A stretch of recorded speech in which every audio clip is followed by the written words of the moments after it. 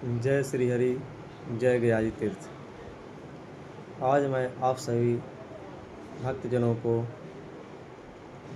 पितृदोष से संबंधित जानकारी देने जा रहा हूँ। आज मैं आप सभी भक्तों को ये बताने जा रहा हूँ क्या होता है पितृदोष और कैसे बचा जाए पितृदोष से होने वाली समस्याओं से। और सोमवती अमावस्या विशेष, सोमवती अमावस्या पर पिंडदान का क्या है महत्व और क्या है सही नियम, पितरों को कैसे दिलाएं मुक्ति और कैसे पितृदोष से निवारण हो।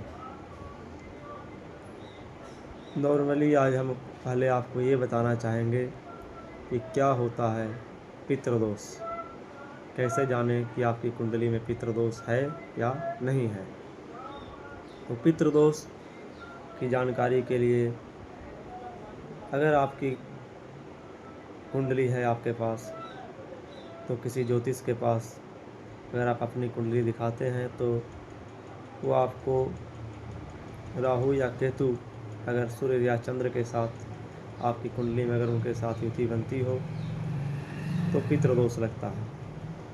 और अगर वैदिक क्रिया की माने तो अगर आपके घर में किसी की अकाल मृत्यु हुई हो, जैसे कोई फांसी लाकर जहर खाकर एक्सीडेंट होकर इस तरह से अगर कोई गुजरे हो तो उनकी क्रिया विधि पूर्वक नहीं हो पाई हो तो पितृ योनि को न प्राप्त होकर प्रेत योनि को प्राप्त होते हैं, जिस कारण से पितृदोष लगता है।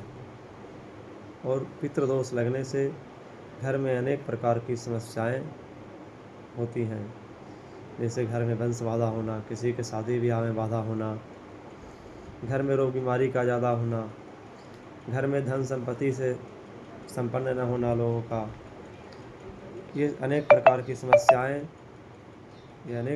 समस्याएं घर में उत्पन्न होने लगती हैं। और इसके निवारण के लिए गया जी श्राद्ध पूजन करना अति आवश्यक हो जाता है। गया जी श्राद्ध पूजन करने से पितरों को मुक्ति की प्राप्ति होती है।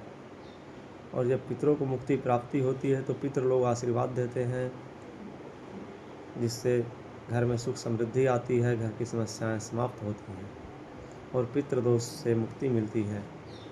पितृदोष से मुक्ति मिलने से घर में होने वाली सारी समस्याएं समाप्त हो जाती हैं। और सोमवती अमावस्या क्या है, क्या होता है सोमवती अमावस्या और क्या है इस दिन पिंडदान करने के सही नियम। आप अपने जीवन में पितृदोष से अगर परेशान हैं तो सोमवती अमावस्या पिंडदान पितरों की पूजा के लिए, पूर्वजों की पूजा के लिए अति उत्तम समय माना गया है।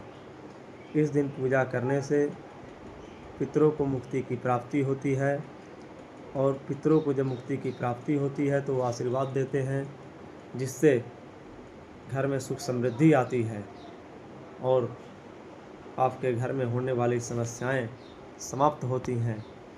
हिंदू धर्म में सोमवती अमावस्या का बहुत अधिक महत्व बताया गया है।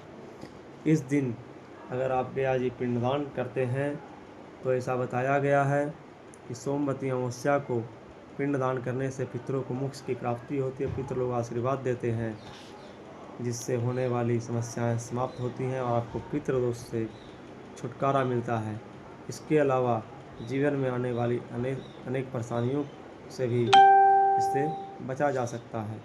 पितरों की मुक्ति के लिए अगर आप सोमवती अमावस्या को या फिर और किसी दिन पिंडदान नहीं कर सकते हैं या गया आने में असमर्थ हैं तो घर पर अन्न का दान और वस्त्र दान, पात्र दान भी पितरों के नाम से सोमवती अमावस्या को दान कर सकते हैं, जिससे आपकी होने वाली समस्याएं कम हो सकती हैं।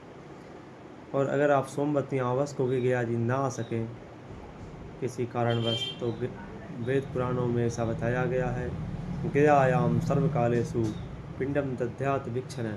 गया जी में आप किसी भी काल में किसी भी समय में पितृ पूजा, पिंडदान पूजा कर सकते हैं। जय श्री हरि, जय गया जी।